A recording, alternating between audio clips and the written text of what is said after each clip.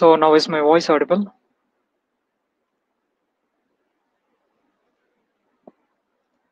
Voice ஆடிபிளாக இருந்ததுன்னா கமெண்ட்ஸில் டைப் பண்ணுங்க.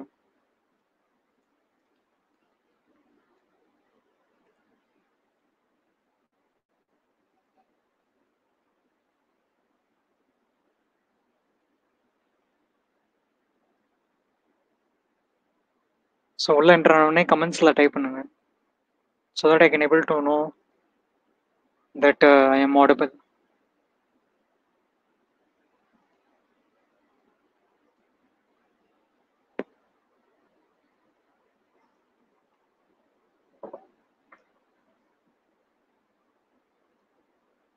So we will wait for 1 or 2 minutes for others to join.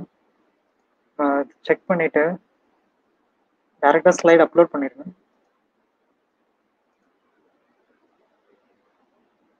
So உங்களுக்கு இப்போ ஸ்லைடு டேரெக்டாகவே விசிபிள் ஆகும்.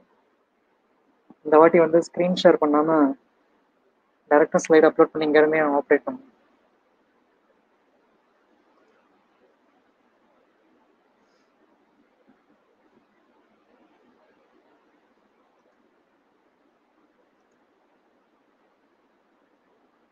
இங்கே இந்த வெபினார் ஜாம் சாஃப்ட்வேரில் பொறுத்த வரைக்கும் ஜூம் மாதிரி இல்லாமல் டேரெக்டாகவே பேக்ரவுண்டில் ரிப்போர்ட் வந்துடும். யார் யார் எப்பப்போ லாகின் பண்ணாங்க அப்படிங்கிற ரிப்போர்ட் இருக்கும். அட்டெண்டீஸ் யார் யார் இருந்தாங்க. So Ranjith, Revanth, Loganathan, Priyanka, Sandhya, Shelan entry ஆகிருக்கீங்க.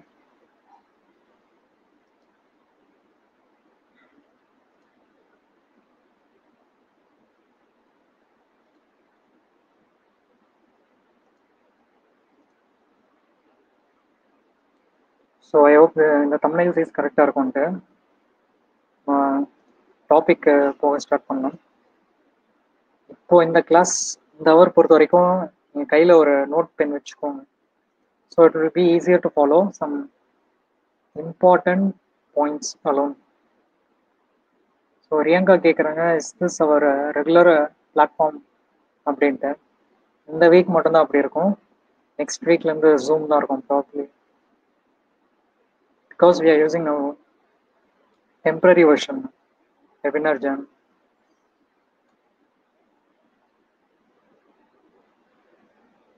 So for other classes, they are all using Zoom. அதே மாதிரி நம்மளும் Zoom தான் யூஸ் பண்ணி ஆகும்.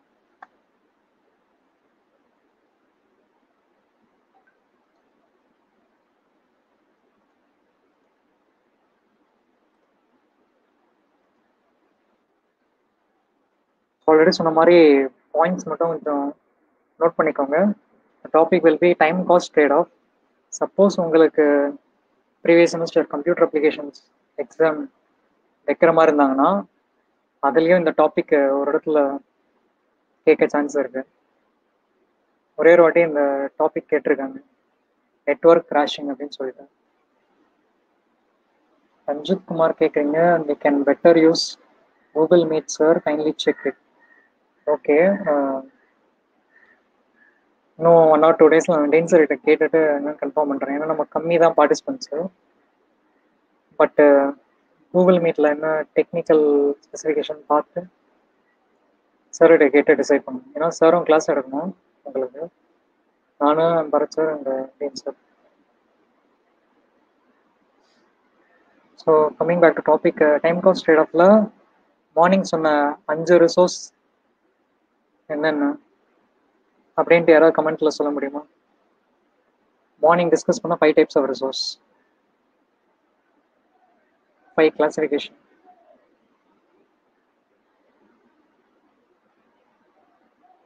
ஏன்னா அந்த 5 கிளாசிஃபிகேஷனே கவர் பண்ணி தான் நம்மளோட என்டையர் சப்ஜெக்டே இருக்கு, resource management. What are the 5 classifications of resource that we discussed morning? I am expecting answer in comments. One manpower, okay. The next one, cost. Here Riyanka மத்தவங்களும் கமெண்ட் பண்ணுங்க. Yes, Ranjit, material, manpower, equipment. Material, manpower, equipment, cost 4 cover ஆயிடுச்சுன்னா ஒன்று என்னமோ இன்னும் ஒரு resource என்ன? பிரியங்கா ரஞ்சித் தவிர வேற யாராவது சொல்லுங்க. டைம். ஸோ ஓகே, இந்த 5 கிளாசிஃபிகேஷன் வச்சு தான் நம்ம சிலபஸ் இருக்குன்னு மார்னிங் பார்த்தோம். we saw some basics of time scheduling planning. அதுலேயே லேபரோட ரிசோர்ஸ் எப்படி இன்கார்பரேட் பண்ணணும் அண்ட் கியூமுலேட்டிவ் கிராஃப்ஸ் ஜெனரேட் பண்ணுறது, plus the influence of site productivity factors with respect to labor, so we can determine the resource, we can ensure the resource availability and also the resource allocation. இப்போ நம்ம பொறுமையாக time cost trade of பற்றி பார்க்க போகிறோம். ஏன்னா ஒரு part of this topic முடிய I will ensure that you all understood. ஏன்னா நம்ம லைவ் இன்ட்ராக்ஷன் இல்லை, ஸோ என்ஷூர் பண்ணுறதுக்கு நீங்கள் கமெண்ட்ஸில் கேட்கும்போது கொஞ்சம் ஆன்சர் பண்ணுங்க. And you can also request to speak if you have any particular doubt இருந்ததுன்னா உடனே ரிக்வெஸ்ட் கொடுத்துருங்க. அப்போவே நான் பாஸ் பண்ணுறேன், திருப்பி இன்ட்ராக்ட் பண்ணிவிட்டு கண்டினியூ பண்ணலாம். ஸோ டவுட்ஸ்க்கு ரிக்வெஸ்ட் டு ஸ்பீக் கொடுங்க. அண்டர்ஸ்டாண்ட் ஆயிடுச்சுன்னா 1-2 கொஸ்டின் கேட்பேன், அதை என்ஷூர் பண்ணுறதுக்கு கமெண்ட்ஸில் ஆன்சர் பண்ணுங்க. ஓகே, இந்த டாபிக் வந்து யூனிட் 1க்கும் பொருந்தும், ப்ளஸ் யூனிட் 4 டைம் மேனேஜ்மெண்ட்லேயும் பொருந்தும். அதனால தான் இப்போவே எடுக்கிறோம். ப்ளஸ் சிஎஸ்சிபிக்கும் இந்த டாபிக் கொஞ்சம் இம்பார்ட்டன்ட். அதுக்கு முன்னாடி சில டேர்ம்ஸ் இருக்கு. இந்த நெட்வொர்க் கிராஷிங்னும் போது அதுக்கு ரிலேட்டடாக இருக்கக்கூடிய activity and also the cost, சில டேர்ம்ஸ் மட்டும் பார்த்துருவோம். Time cost trade off is related to network crashing. இது ஃபர்ஸ்ட் பாயிண்ட் எழுதிக்கும். ஒரு 10 பாயிண்ட்ஸ் எழுதுற மாதிரி தான் இருக்கும். இதில் ஸ்டார்டிங் இந்த ஒரு பாயிண்ட் எழுதிக்கோங்க. டைம் காஸ்ட் ட்ரேட் ஆஃபும் நெட்வொர்க் கிராஷிங்கும் சேம் தான், சேம் கான்செப்ட் தான், வேற இல்லை. Time cost trade off and network crashing both are same. So அது என்ன அப்படிங்கிறது நம்ம பார்ப்போம் நம்ம டீட்டெயிலாக.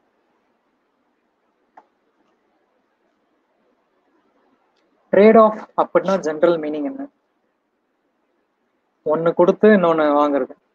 அந்த மாதிரி தான் இப்போ நம்ம 5 ரிசோர்ஸ் சொல்லியிருக்கோம். இந்த 5ல் இந்த கிளாஸில் 2 ரிசோர்ஸை மட்டும் நம்ம மெயினாக ஃபோக்கஸ் பண்ணுறோம். ஒன்று டைமு, அந்த second one is cost. So இப்போ நம்ம ப்ராஜெக்டில் ரெண்டையுமே கண்ட்ரோல் பண்ண முடிஞ்சா okay, but if you have to complete the project at a quicker or faster rate, அதாவது நம்ம நார்மல் டியூரேஷனுக்கு முன்னாடியே முடிக்கணும் அப்படிங்கிற ஒரு சிச்சுவேஷன் வரும்போது, அந்த டைமில் our objective is to reduce the time. டைமை ரெடியூஸ் பண்ணுறதுனால என்ன காம்ப்ரமைஸ் பண்ண வேண்டியிருக்கும்? You have to invest more cost to implement more resources to decrease the project time even before the normal duration. அதான் நம்மளோட main objective. This is called network crashing or time cost trade off. சிம்பிளாக சொல்லணும்னா டைமை நம்ம save பண்ணுறதுக்காக காசு அதிகமாக செலவு பண்ணுறோம், இதுதான் மீனிங். அதுக்கு என்னென்ன ரீசன், எப்படி பண்ணலாம் அப்படிங்கிறது இந்த ஸ்லைட்ஸில் வரும். ஸோ நீங்கள் இன்னொரு வார்த்தையும் கேள்விப்பட்டிருப்பீங்க நார்மலாக கன்ஸ்ட்ரக்ஷன் ப்ராஜெக்ட்ஸில், ஃபாஸ்ட் ட்ராக்கிங் அப்படின்னு சொல்லுவாங்க. ஃபாஸ்ட் ட்ராக்கிங் அப்படிங்கிற டேர்முக்கும் கிராஷிங்க்கும் அப்போ என்ன வித்தியாசம், அதையும் நம்ம பார்ப்போம். ஃபாஸ்ட் ட்ராக்கிங்னா என்னன்னா, நார்மலாக நம்ம ப்ராஜெக்டில் வந்து வேகப்படுத்துறது, பேரலல் ஆக்டிவிட்டீஸை இம்ப்ளிமெண்ட் பண்ணி வேகப்படுத்துறது தான் ஃபாஸ்ட் ட்ராக்கிங். ஓகேவா? If you do multiple parallel activities and complete the project soon, then that is called fast tracking. But if we compress our network and reduce the project time, that is network crashing. இதுதான் main difference. மறுபடியும் சொல்கிறேன், fast ட்ராக்கிங்னா parallel activities பண்ணி ப்ராஜெக்டை சீக்கிரமாக முடிக்கிறது fast tracking. Network crashing means literal term is reducing the size of the network. அதாவது we are reducing the duration of the project. So இது எப்படி சாத்தியமாகும்? ஒரு ப்ராஜெக்ட்ல ரெண்டு விதமான ஆக்டிவிட்டிஸ் இருக்கு. After we do forward pass and backward pass, there are two type of activities. One critical activities and one non-critical activities. Now my first question is, இந்த network crashing பண்றதுக்கு எதை நம்ம ஃபோக்கஸ் பண்ணணும்? கிரிட்டிக்கல் ஆக்டிவிட்டியை ஃபோக்கஸ் பண்ணணுமா, நான் critical ஆக்டிவிட்டியை focus பண்ணணுமா? Answer and comment. ஒரு network crashing பண்றதுக்கு இந்த ரெண்டு டைப் ஆஃப் ஆக்டிவிட்டியில எந்த ஆக்டிவிட்டியை நம்ம ஃபோக்கஸ் பண்ணுவோம்? கிரிட்டிக்கலா, நான் கிரிட்டிக்கலா?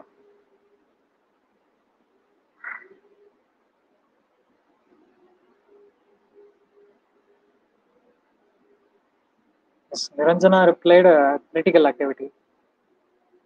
Riyanka also replied critical activity. So yes, ஏன் அப்படிங்கிற ரீசன் பார்த்தோம்னா, critical activity, yes, Rajat also replied critical. Critical activities பொறுத்த வரைக்கும் that is the longest path of the network and also அந்த பாத் மட்டும்தான் மெயினாக நம்மளோட நெட்வொர்க்கே இன்ஃப்ளூயன்ஸ் பண்ணுது.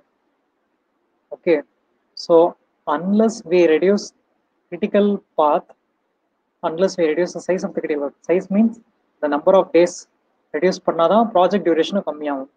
That is the reason.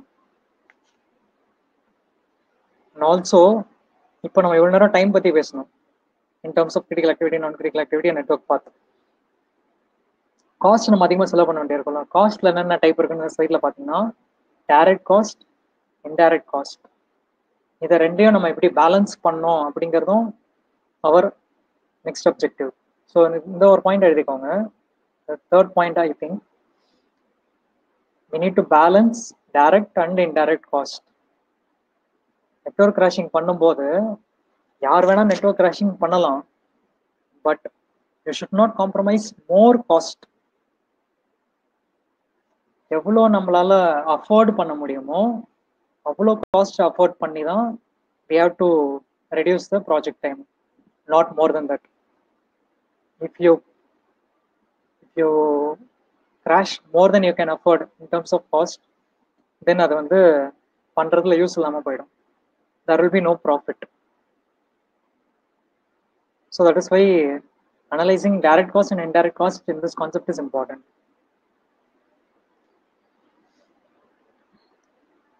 நம்ம ப்ராப்ளம் பார்ப்போம்னு முன்னாடியே சொல்லியிருந்தேன் காலையில். ரொம்ப காம்ப்ளெக்ஸாக இல்லாமல் ஜஸ்ட் ஒரு 4 ஆக்டிவிட்டி உள்ள ஒரு நெட்வொர்க் பார்த்துருக்கு. Consider ABCD project. Activity okay, duration it is in days. A 5 days, B 4 days, C 6 days, and D 3 days. And they also given predecessor. Okay. Based on the table, you can prepare the network diagram. Network diagram la inga enna pannirukanga, EST, EFT, LST, LFT fill pannirukanga. They have did forward pass, backward pass.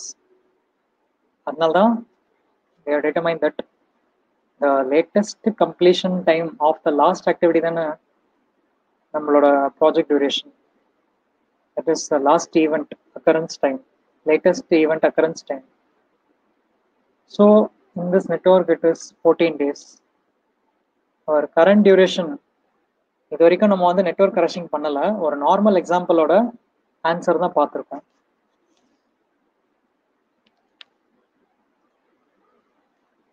It is our project duration 14 days. Now first சொன்ன மாதிரி, due to many constraints, the client wishes to complete the project before 10 days.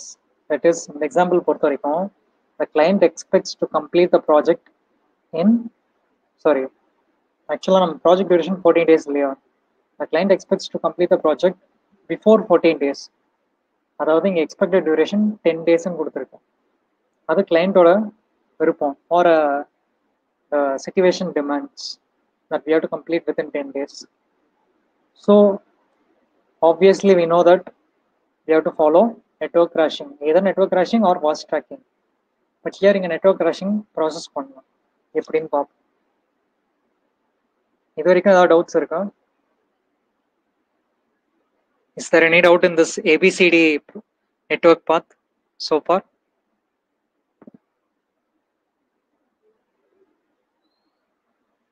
Doubt இருந்ததுன்னா request speak கொடுங்க.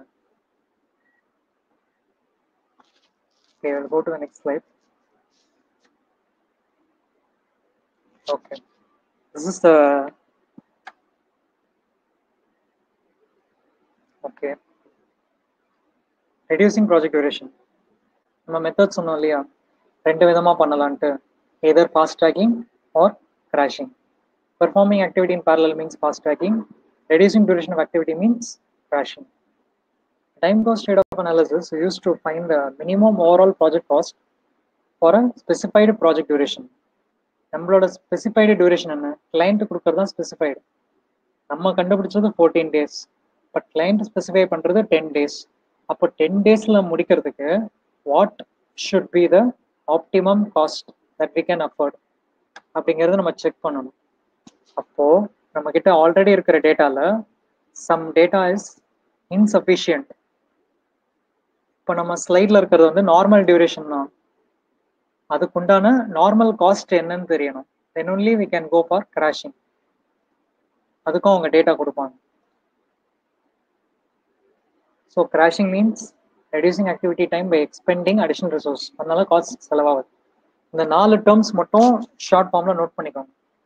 Normal duration, crash duration, normal cost, crash cost. இந்த time cost trade off கான்செப்டில் 2 விதமான டியூரேஷனும் 2 விதமான காஸ்ட்டும் வரும். Before crashing, the duration is called normal duration. அதே மாதிரி before crashing, the cost is called normal cost. Crash பண்ண அப்புறமா என்ன ஆகும், duration கம்மியாகும். So that will be crash duration. Crash பண்ண அதே மாதிரி crash பண்ண அப்புறம் என்ன ஆகும், காஸ்ட் அதிகமாகும், நார்மலை விட அதிகமாகும். That is crash cost. இப்போ புரியுது உங்களுக்கு? கிராஷ் பண்ண அப்புறம் என்ன ஆகும், டைம் கம்மியாகும், காஸ்ட் அதிகமாகும். அதை நோட் பண்ணிக்கோங்க. After crashing the time will be reduced and cost will increase.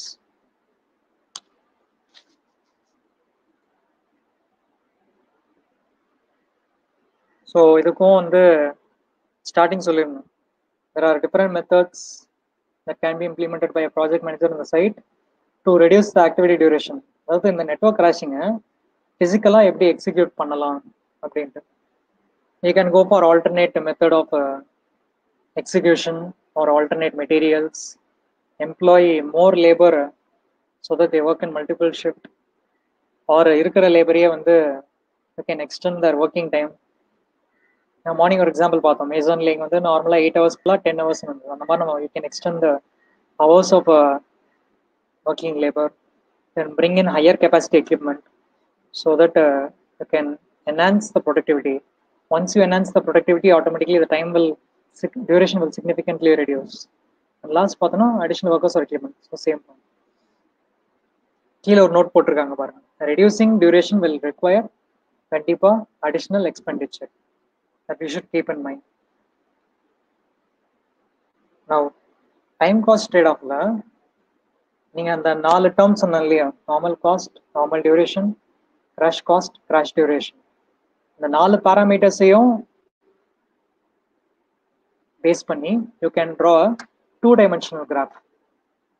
எப்படி 4 parameters 2-dimensional graphsனா, we have 2 dimensions here.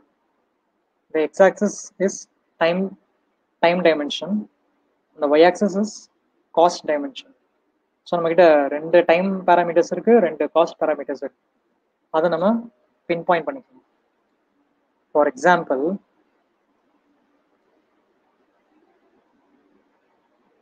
இப்போ நம்ம நார்மல் டைம் பார்த்தீங்கன்னா அதிகமாக இருக்கும், கரெக்டா?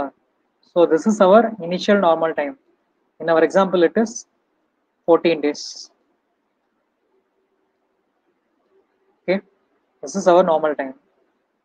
அண்டு கிளைண்ட் என்ன சொல்கிறாங்க, இல்லை இதான் இது ஆக்சுவலாக இதான் வந்து நம்மளோட நார்மல் டைம்.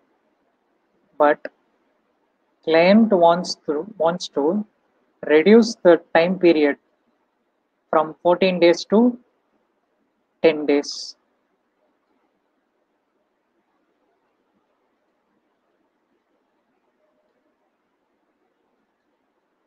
ஸோ இதை நீங்கள் அப்சர்வ் பண்ணிக்கோங்க. parallel you can draw this நோட்டில் 2 கோடு வரைஞ்சிக்கோங்க, x-axis y-axis. x-axis time, and y-axis cost. Then plot. நான் ஸ்டெப் பை ஸ்டெப்பாக சொல்கிற மாதிரியே plot பண்ணிங்கன்னா உங்களுக்கு ஈஸியாக இருக்கும். First draw horizontal line, then vertical line.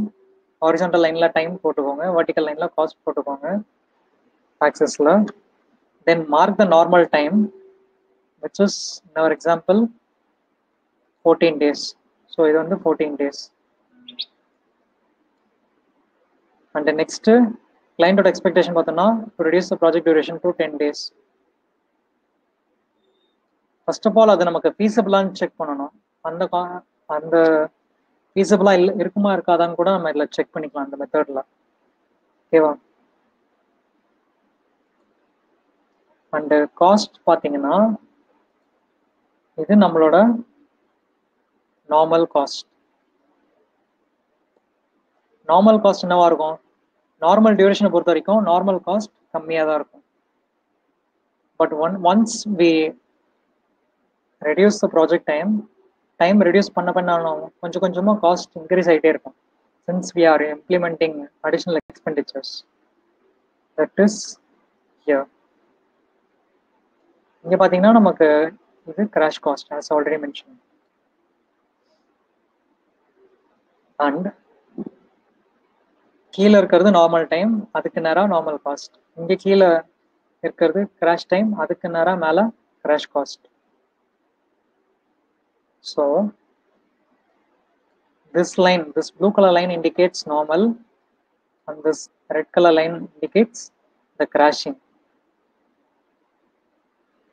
Okay va?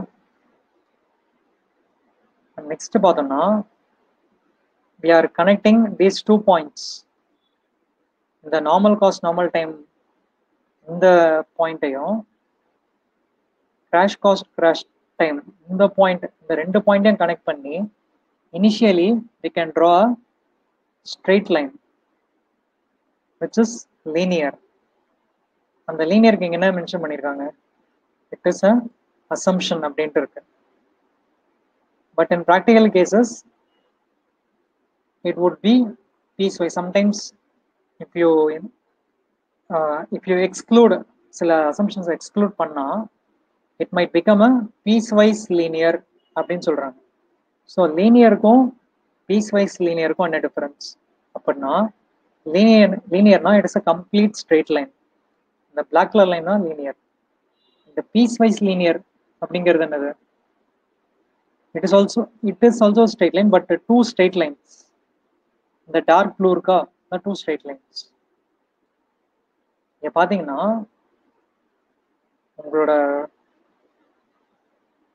Slope வந்து இது இன்க்ரீஸ் ஆகிட்டே போகும். Then after a particular period of time அந்த ஸ்லோப் வந்து இன்னும் ஸ்டீப்பாக இன்க்ரீஸ் ஆகும். தனியாக ட்ரா பண்ணி காட்டுறேன் பாருங்க. லீனியர்னா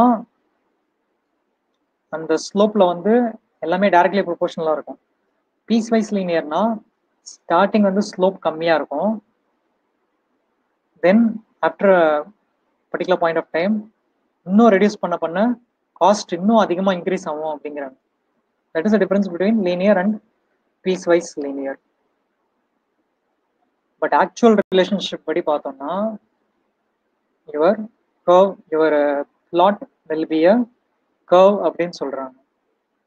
not linear or piecewise linear, அது ஒரு கர்வா இருக்கும். அந்த கர்வோட ப்ரொஃபைல் வந்து it varies depending on many factors. இந்த கிராஃபுக்கு அப்புறம் நெக்ஸ்ட் பாயிண்ட் எழுதிக்கோங்க. That is the actual relationship of the slope depends on cost and time parameters. அந்த வேல்யூஸ், அந்த சைட்ல இருக்கிற வேல்யூஸ் பொறுத்து அந்த ஆக்சுவல் ரிலேஷன்ஷிப்ல அந்த கர்வோட ப்ரொஃபைல் சேஞ்ச் ஆகலாம். But when we assume the slope is always linear or piecewise linear, but in actual relationship it is a curve of different profile depending on the project. இது வரைக்கும் okay. அந்த graph is very important. And அதுக்கு முன்னாடி ஒரு clarification முன்னாடி இன்னும் ஒரு விஷயம் சொல்லிக்கிறேன். இங்கே மேலே ப்ளூ கலரில் பார்த்தீங்கன்னா ஹைலைட் பண்ணியிருக்காங்க formula, which is cost slope, that is cost by time. இப்போ நம்ம இங்கே இந்த லைன் ட்ரா பண்ணியிருக்கோம் இல்லையா, அதில் இந்த கிரீன் கலர் ஸ்லோப் இருக்கு பாருங்க, இந்த ஸ்லோப் வந்து கால்குலேட் பண்றாங்க y by x. So y is cost and x is time. If you divide y by x, it gives the cost slope. ஏன் இதை காஸ்ட் ஸ்லோப்னு சொல்றாங்கன்னு கொஞ்சம் யோசிச்சு பார்க்கணும். டைம் ஆக்சுவலாக இங்கே ரெண்டு பேராமீட்டர்ஸும் இருக்கு, time as well as cost, but the slope is called cost slope. Why? Any guesses?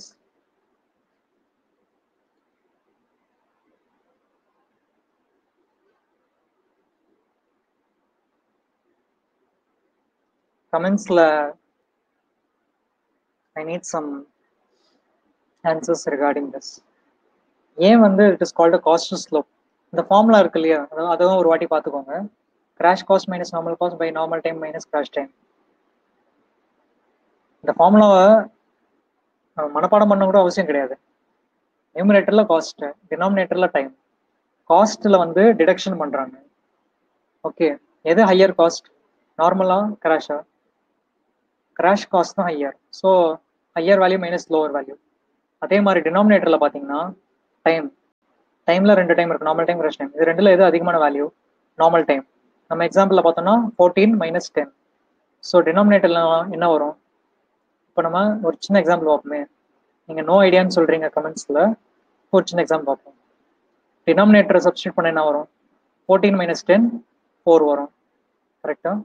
And அதே மாதிரி நியூமரேட்டரில் பார்த்தோம்னா assume a crash cost as 25,000 and normal cost as 10.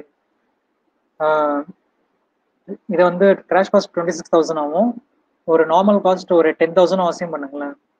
So 26K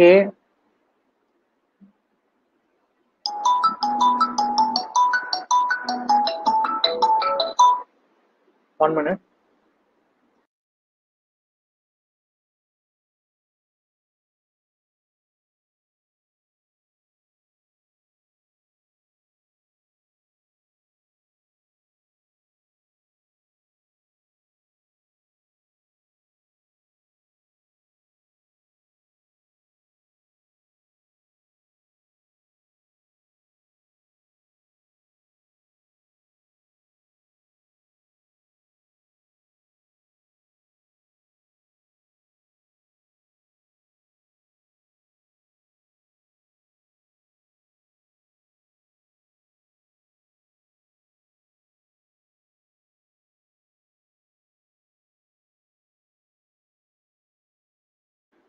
Okay, we'll continue.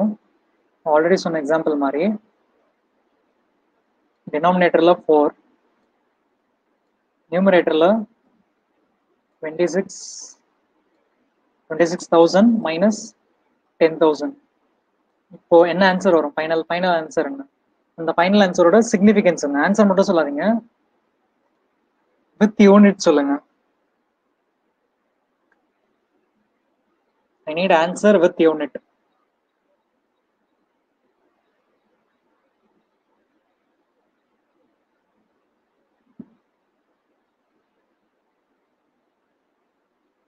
கீழே ஏன் 4 வந்ததுன்னா நார்மல் டைம் 14 ஆகும், crash time 10 ஆகும், already கொடுத்துட்டாங்க. அதனால 14 மைனஸ் 10 4. நியூமரேட்டருக்கு மட்டும் சும்மா ஒரு எக்ஸாம்பிள் கொடுத்துருங்க. Crash cost 26,000, normal cost 10,000. I need answer in comment with unit.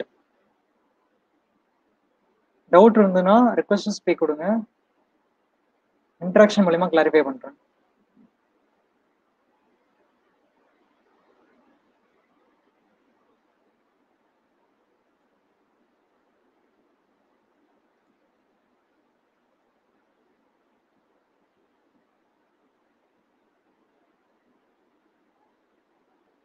Unit சொல்றீங்களா? ருபீஸ் பர் அவர், அவர் இல்லது டே.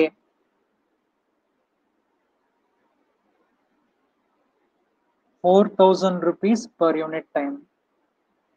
ஓகே, டைம் வந்து இங்கே ஆல்ரெடி சொல்லியாச்சு, டே அப்படின்னு சொல்லிட்டு. So it is ₹4,000 per day or per unit time எப்படின்னு வச்சுக்கலாம். இப்போ அதோட சிக்னிஃபிகன்ஸ் என்ன? What you mean by ₹4,000 per day?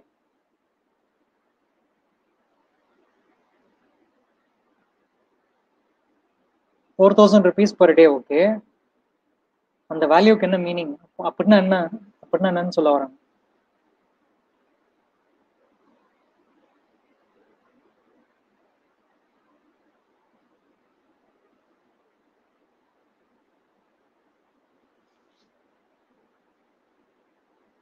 இதுக்கு நீங்க வந்து ரிக்வெஸ்ட் ஸ்பீக் கொடுத்து தான் நீங்க ஓரலா சொல்லலாம்.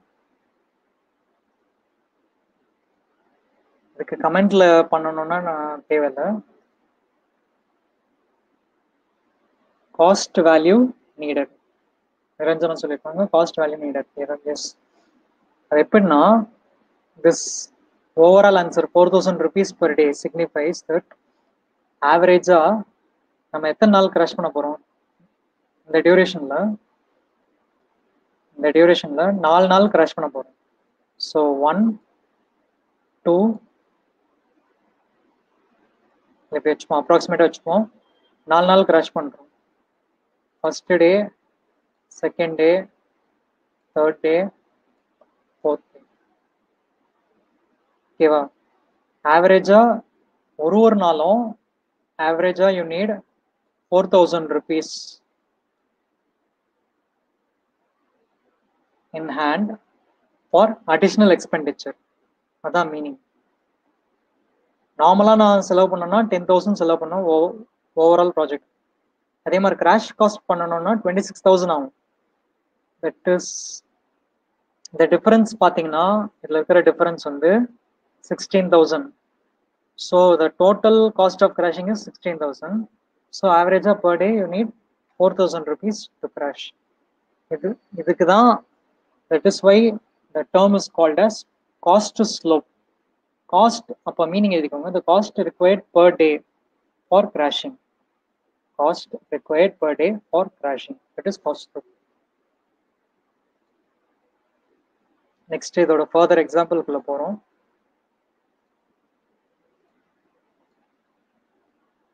So now they are given additional details. முன்னாடி நம்ம வந்து டைம் மட்டும் வச்சு எக்ஸாம்பிள் பார்த்தோம். காஸ்ட் பேராமீட்டர் இருந்தால் தான் கிராஷிங்கோட ரியல் ப்ரொசீஜர் என்ன அப்படின்னு நம்ம தெரிஞ்சுக்கலாம். Final methodology.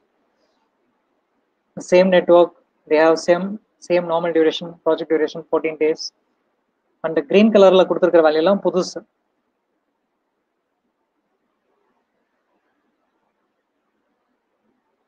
இங்க பாத்தீங்கன்னா ஒரு ஆக்டிவிட்டி ஏக்கு நார்மல் காஸ்ட், நார்மல் யூ அப்படின்னு என்னன்னா யூனிட் காஸ்ட் அப்படின்னு அசியூம் பண்ணிக்கலாம். ஒரு நாள் எவ்வளவு செலவாகும் ஆக்டிவிட்டி ஏ பெர்ஃபார்ம் பண்றதுக்கு, தட் இஸ் 250 rupees. அதே போல if I crash activity A by 1 day, அதனால தான் நீங்க கமெண்ட்ஸ்ல கூட சொல்லியிருந்தீங்க per unit time. So the amount required to crash an activity for 1 unit time or 1 day is called crash cost. So normal டைம்ல ஒரு நாளைக்கு 250 ரூபா செலவாகும். கிராஷ் பண்ணா இன்னும் கிராஷ் பண்றோம்னா என்ன, 1 டேவை நம்ம கட் ஷார்ட் பண்றோம் ஆக்டிவிட்டி ஏல இருந்து. we are reducing 1 day from activities duration, that is by crashing. So அதனால செலவாகக்கூடிய எக்ஸ்ட்ரா எக்ஸ்பெண்டிச்சர் வந்து எப்படி தெரிஞ்சுக்கலாம், by deducting these two values, 300 minus 250. So the additional expenditure required is 50 rupees.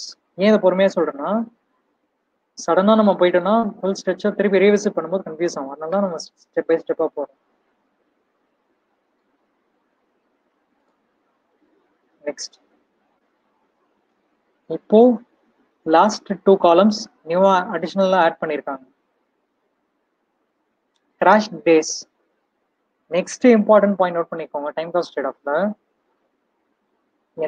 எல்லா ஆக்டிவிட்டியும் எவ்வளோ நாள் வேணா கிராஷ் பண்ணலாம் அப்படிங்கிற அசம்ஷன் வந்து கிடையாது.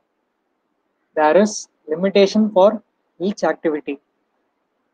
ஒரு ஆக்டிவிட்டியை வந்து நம்ம 2 நாள் கிராஷ் பண்ணலாம், இன்னொரு ஆக்டிவிட்டியை 1 நாள் கிராஷ் பண்ணலாம், ஒரு இன்னொரு ஆக்டிவிட்டியை 3 நாள் கூட கிராஷ் பண்ணலாம். அந்த மாதிரி each activity has its own limitation.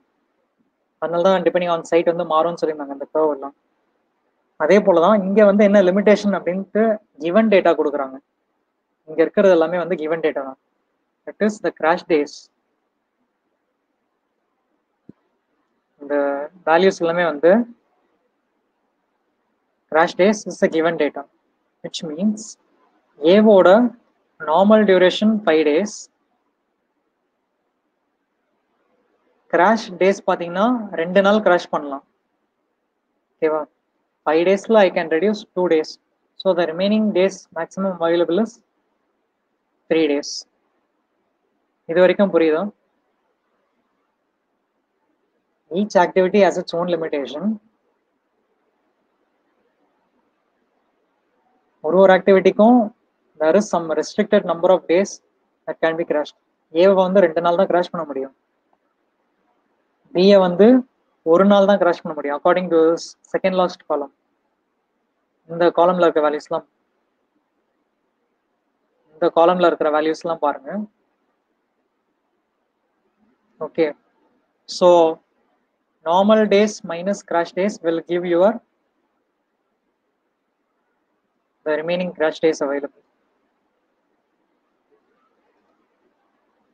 And finally, using the cost slope formula, you can determine the crash cost per day, 25 rupees. ஏன் 25 rupees na 300 minus 250 பண்ணோம்னா 50 rupees வரும். ஏ வந்து கிராஷ் பண்றதுக்கு 50 rupees செலவாகும் டோட்டலா. பட் நம்ம வந்து 2 நாள் கிராஷ் பண்றோம். ஸோ பர் டேன்னு பார்க்கும்போது இட் இஸ் 50/2 25 rupees. அதனால தான் நம்ம ஃபார்முலா வந்து முன்னாடியே பார்த்துட்டோம். Crash cost formula, that is cost slope formula. So first step என்ன பண்ணணும்? You should identify critical activities. That is, you should identify critical path and non-critical path. First இந்த செஷன்ல கேட்ட மாதிரியே எந்த பாத் வந்து நெட்வொர்க் அதிகமா இன்ஃப்ளூயன்ஸ் பண்ணும் வித் ரெஸ்பெக்ட் டு கிராஷிங் அப்படின்னு கேட்டதுக்கு கிரிட்டிக்கல் பாத்னு சொல்லியிருந்தீங்க. ஸோ இங்க தனியா எடுத்து எழுதியிருக்காங்க பாருங்க. there is one non-critical path ABD which is 12 days and one critical path ACD which is 14 days. இங்க நம்ம we should influence ACD critical path 14 days so that we can try to reduce the project duration. அதுக்கு என்ன பண்ணணும்னா இந்த ஸ்லைட்ல நீங்க பாத்தீங்கன்னா தெரியுது எதெல்லாம் வந்து கிரிட்டிக்கல் ஆக்டிவிட்டிஸ்னு சொல்லிட்டு. It is A, C and D. So note down those 3 activities. அதுக்குண்டான கரஸ்பாண்டிங் கிராஷ் காஸ்ட் என்னென்ன அப்படின்னு தனியாக எடுத்து எழுதிக்கிறாங்க for A, C and D.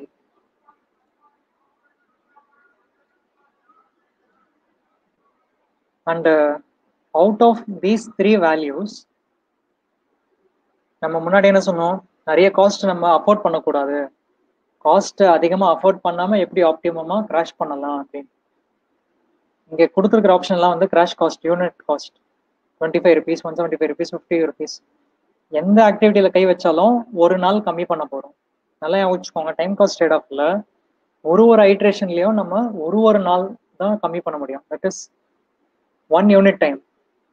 We can crash 1 unit time in each step.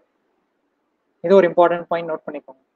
We can crash 1 unit time in 1 iteration. So நம்ம first ஐட்ரேஷனுக்குள்ள வரோம். இந்த first ஐட்ரேஷன்ல நம்மளோட normal duration 14 days. We are going to crash the project by 1 day. So our duration will become, crashed duration will become 13 days in the first iteration. Okay, Ariyaran doubt கேட்டிருக்காங்க. In cost value, time is considered in hours or days or seconds. அது வந்து depending on the given data question தான். Mostly வந்து ஹவர்ஸ்ல இருக்காது, days இல்லை weeks இல்லை மந்த்ஸ்ல தான் இருக்கும். அந்த ப்ராஜெக்டோட ஸ்கோப்க்கு ஏற்ற மாதிரி. எக்ஸாம் பாயிண்ட் ஆஃப் வியூல எக்ஸாம்பிள்ஸ் வந்து கொஸ்டின்ஸ் வந்து டேஸ்ல தான் கேட்குறாங்க. You can also refer to the CSCP question bank in unit 4 or unit 2, I think. அதில் ஒரு எக்ஸாம்பிள் இருக்கும் கிராஷிங்னு சொல்லிட்டு. After this class you can able to revisit the question and try to attend. பட் அது கொஞ்சம் பெருசாக இருக்கும். அதுக்கு முன்னாடி நீங்கள் இந்த ப்ராப்ளம், சின்ன ப்ராப்ளமே ஒரு வாட்டி ஃபுல்லாக எழுதி பார்க்கணும். ஒரு ஸ்டெப்பாக நீங்கள் காப்பி பண்ணாமல் எந்த வார்த்தைக்கு அப்புறம் எந்த ஸ்டெப்க்கு அப்புறம் எந்த ஸ்டெப் எழுதணும் அப்படின்னு தெரிஞ்சாதான் உங்களுக்கு டவுட் இருக்கா இல்லையானாலே உங்களால் ஐடென்டிஃபை பண்ண முடியும். அது வரைக்கும் தெரியாது உங்களுக்கு டவுட் இருக்கா இல்லையா. ஸோ நம்ம பார்ப்போம். இப்போ நம்மளோட அப்ஜெக்டிவ் சொல்லியாச்சு. ஃபர்ஸ்ட் ஐட்ரேஷன்ல ஒரு நாள் கம்மி பண்ண போறோம். So your crash duration will become 13 days. அதுதான் இங்க மேல டைட்டில் ஸ்லைட்ல கொடுத்துருக்காங்க. So why should I go for activity C? நான் ஏன் ஆக்டிவிட்டி சியை வந்து ரெடியூஸ் பண்ணணும்? ஏன்னா எனக்கு ஆக்டிவிட்டி சி ரெடியூஸ் பண்ணுறதுக்கு 175 rupees ஆகும். But I have better options then C, activity A and D. So மூணும் கம்பேர் பண்ணும்போது activity A becomes the best choice for crashing for 1 days. அப்போ நம்ம டிக் பண்ணிக்கிட்டாங்க. இது இங்கே டேபிளில் பாருங்கள். ஆக்டிவிட்டி ஏவோட நார்மல் டியூரேஷன் 5 days. நமக்கு 2 நாள், நம்மக்கிட்ட 2 நாள் வரைக்கும் கிராஷ் பண்ணலாம் ஆக்டிவிட்டி ஏவை. ஸோ நவ் இங்கே நீங்கள் கீழே ஸ்லைடில் பார்த்தீங்கன்னா தேர் இஸ் சம் அப்ஸ்ட்ரக்ஷன். அதனால நான் பென்சிலில் எழுதுறேன். இப்போ நம்ம ஆக்டிவிட்டி ஏவை கிராஷ் பண்ண போகிறோம். So from the already available 2 days we are going to apply 1 day crashing. So நம்ம நார்மல் டே என்ன ஆகும்னா 5ல இருந்து 4 சேஞ்ச் பண்ணிக்கலாம். ஓகேவா? நம்ம டாபிக் வந்து டைம் காஸ்ட் ட்ரேட் ஆஃப். நம்ம வந்து ஒரு நாளை வந்து கம்மி பண்ணுறோம் ஆக்டிவிட்டியே. அதே டைம் என்ன பண்ணணும்? we should increase, இது எக்ஸ் சிம்பிள் இல்லை ப்ளஸ் சிம்பிள். ஸோ அதனால நான் வந்து அப் ஆரோ யூஸ் பண்ணிக்கிறேன். டைம் காஸ்ட் இடத்துல என்ன பண்ணோம்னா, எந்த இடத்துல நம்ம டைமை ஒரு நாள் ரெடியூஸ் பண்ணுறோமோ அதுக்கு உண்டான கரஸ்பாண்டிங் கிராஷிங் காஸ்ட்டை நம்ம வந்து இன்க்ரீஸ் பண்ணிக்கலாம். So we need to increase 25 rupees in our project. Okay. Now we have to again recalculate our forward pass and backward pass. Recalculate பண்ணோம்னா ஆட்டோமேட்டிக்காக நமக்கு என்ன ஆகும்?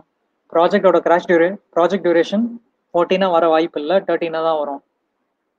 Since we have changed the activity duration of capital A, so our new project duration is 13 days. First iteration புரிஞ்சுதா?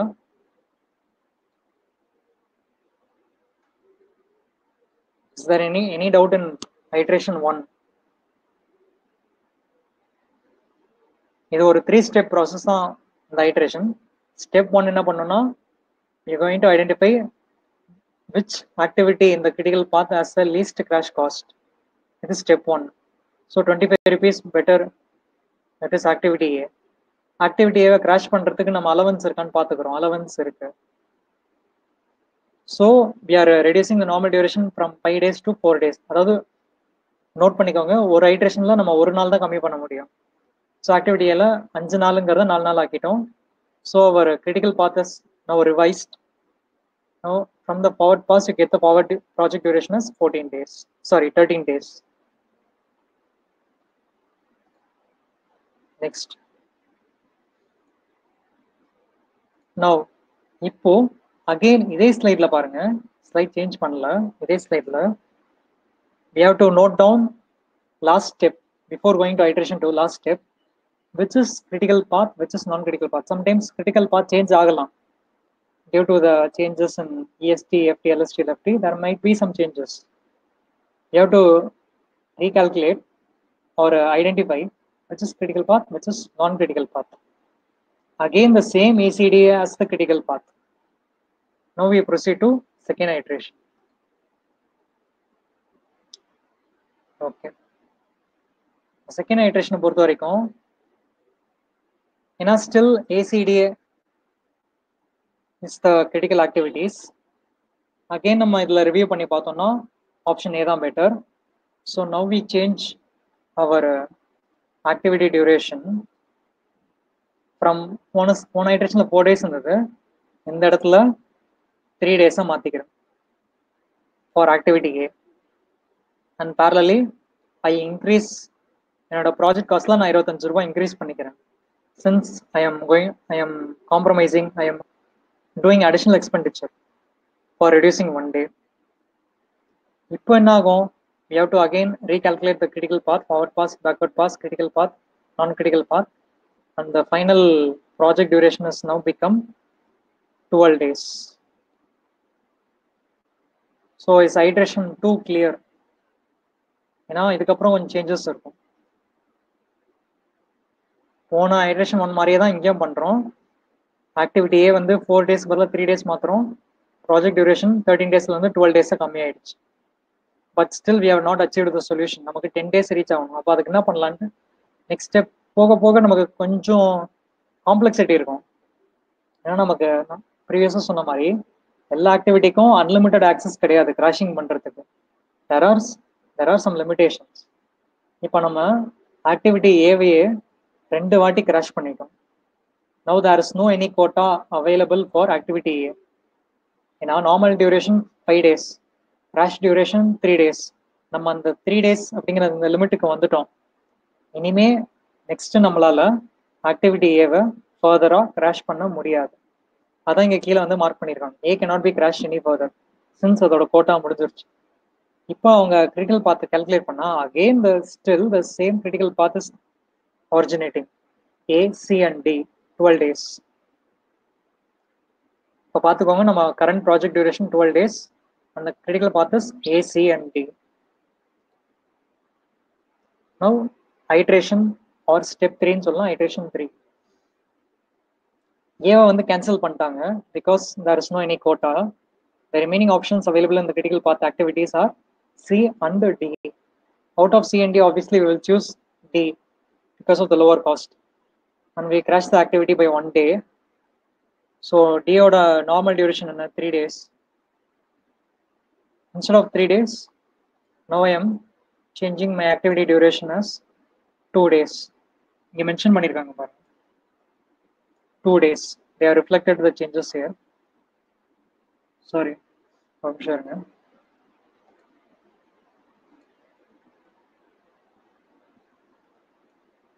இங்கே வந்து நம்ம என்ன பண்ணணும், 3 days வந்து 2 days மாற்றிக்கிட்டு கால்குலேட் பண்ணணும். அப்போ தான் நமக்கு புது ஆன்சர் கிடைக்கும், புது ப்ராஜெக்ட் டியூரேஷன் என்னன்ட்டு. And parallelly I am increasing the project cost. Project காஸ்ட்டில் ஒரு 50 ரூபாய் ஏற்றிக்கிறேன் since I have done the expenditure.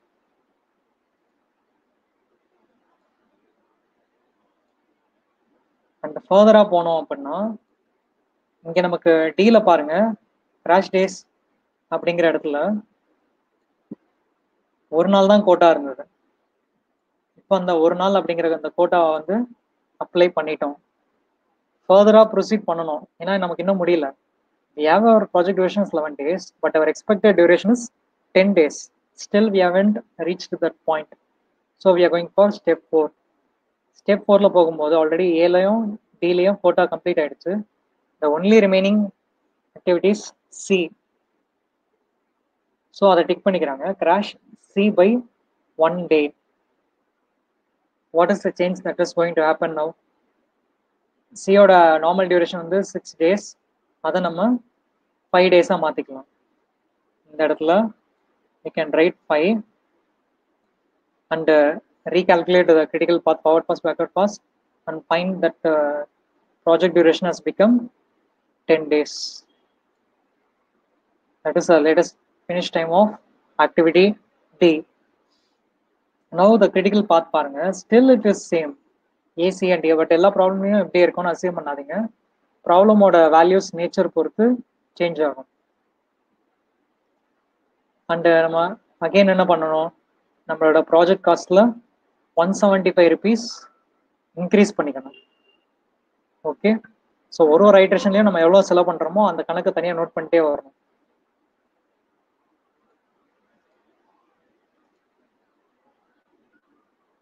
And we are going to another extent. இன்னும் ஃபர்தராக போகிறோம் என்ன நடக்குதுன்னு பார்க்கறதுக்கு. Is it possible to crash beyond, அதாவது லெஸ் தென் 10 days, 10 daysக்கு கீழே நம்மளால கிராஷ் பண்ண முடியுமா அப்படின்னு நம்ம செக் பண்ணும்போது we are reaching the step 5. இந்த இடத்துல நம்ம வந்து again we are changing the values and finally by implementing 175 rupees cost and got the project duration as 9 days. In this case both the path. ரெண்டு possible path தான் இருக்கு நெட்வொர்க்ல, ABD and ACD. Both the paths have become critical. ரெண்டு பாத்துமே critical ஆச்சுன்னா என்ன பண்ணணும் அப்படிங்கிறதுக்காக தான் இந்த ஸ்டெப் எடுத்திருக்காங்க. வை பிகாஸ் நம்ம ப்ரீவியஸாக சொன்ன மாதிரி நம்ம கர்வ் வந்து லீனியராகவோ பீஸ் வைஸ் லீனியராகவோ இருக்க போகிறதில்ல, ஒரு கர்வாக இருக்கும். அந்த கர்வோட நேச்சர் கண்டுபிடிக்கிறதுக்காக தான் எல்லா ஸ்டெப்பும் பண்ணிக்கிட்டு இருக்காங்க, எவ்வளோ தூரம் நம்மளால கிராஷ் பண்ண முடியும்ட்டு. ஸோ இங்கே பாருங்க, இந்த ஸ்டெப் 6ல் என்ன நடக்குதுன்னு சொல்றதுக்கு முன்னாடி இங்கே ஆல்ரெடி மென்ஷன் பண்ணிட்டாங்க பாருங்க, மேக்ஸிமம் கிராஷ் லிமிட் அச்சீவ்டு. அப்படி என்ன நடந்திருக்குன்னு நம்ம பார்ப்போம். ஏவோட கோட்டா காலி, டியோட கோட்டா காலி, ரிமைனிங் சிஎன்பியோட ஒரு கோட்டா இருந்தது. So they have crashed activity C 1 day and activity B 1 day. இந்த ரெண்டையும் சேர்த்து கிராஷ் பண்ணா அதோட கிராஷ் காஸ்ட் வந்து it is 250 rupees. Maximum crashing என்னன்னு கண்டுபிடிக்கிறதுக்காக தான் activity C and activity B ரெண்டையும் கிராஷ் பண்றாங்க. So 175 rupees plus 75 rupees gives 250 rupees. Since you are going to reach a maximum limit, அந்த ரெஸ்பெக்டிவ் வேல்யூஸை வந்து உள்ள இன்கார்பரேட் பண்றாங்க ஆக்டிவிட்டி சி அண்ட் பியில், and they find that the total project duration has become 8 days and maximum crash limit achieved. Maximum crash limit achieved ன்னு எப்படி சொல்லலாம்னா, if you have used all these values, இதில் இருக்கிற எல்லாத்தையும் நீங்கள் பண்ணிட்டீங்கன்னா தான் then you can confirm that you have achieved a maximum crash. இது வரைக்கும் ஏதாவது டவுட்ஸ் இருக்கா? இது ஒரு வாட்டி வந்து நீங்கள் ஹைட்ரேஷன் நீங்களே மேனுவலாக என்டர் பண்ணி பார்த்தீங்கன்னா அப்டேட்ஸ்க்கு ஏற்ற மாதிரி you can able to more clearly see how the changes are happening lively.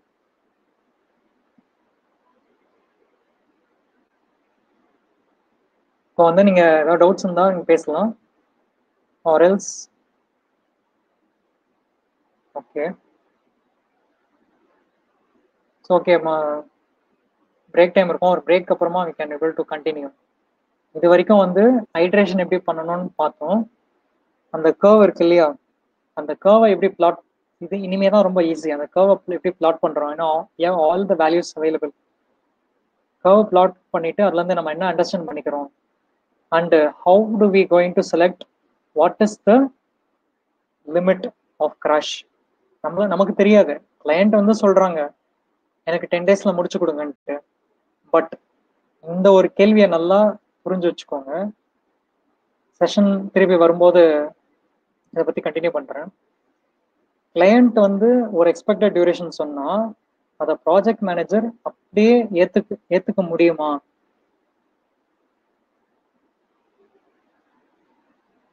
Crash காலம் means the number of days the task can be crashed அப்படின்னு கேட்குறாங்க ரஞ்சித் குமார். ஆமாம், அதாவது இதுதான் அந்த செகண்ட் லாஸ்ட் காலம் தான் நம்மளோட கிவன் டேட்டா. ஒரு ஆக்டிவிட்டியும் நம்மளால எத்தனை நாள் கிராஷ் பண்ண முடியுங்கிறது. It depends upon the nature of the activity, side factors எல்லாமே. அது வந்து ஸ்டாண்டர்ட் கிடையாது, அது கொஸ்டின் பொறுத்து மாறும். அந்த second last column crash days அப்படிங்கிற காலம். ஸோ இந்த கொஸ்டின் ஒரு வாட்டி இந்த ஃபேக்ட் ஒரு வாட்டி கேட்டுக்கோங்க.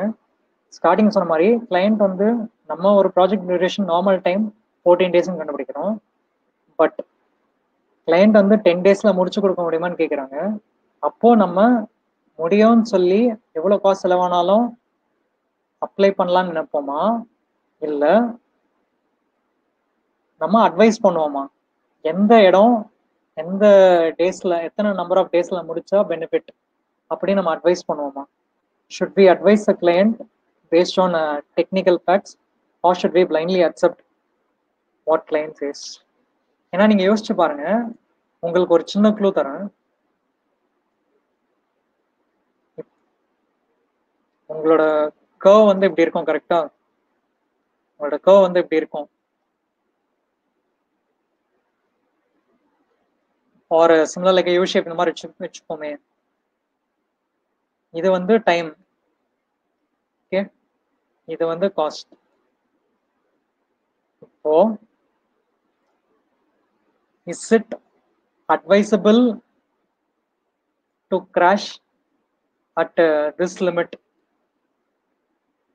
ஏன்னா இந்த லிமிட் நீங்க அச்சீவ் பண்ணீங்கன்னா உங்க காஸ்ட் வந்து பீக்ல இருக்கும். அதே போல உங்க நார்மல் இதுல பாத்தீங்கன்னா உங்க காஸ்ட் வந்து நார்மலா இருக்கும். Is it advisable to go for maximum crash?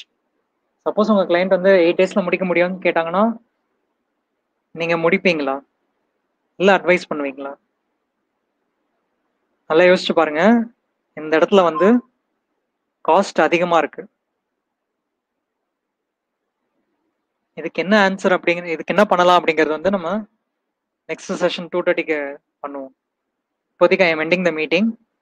இப்போ நீங்கள் வாட்ஸ்அப் குரூப்பில் போயிட்டு 2:30க்கு அதே ரெஜிஸ்ட்ரேஷன் லிங்கை கிளிக் பண்ணி வந்தீங்கன்னா 2:30 செஷன் உங்களுக்கு ஓப்பன் ஆகும். நானும் அதே செஷன் ஓப்பன் பண்ணிப்பேன். ஓகேவா?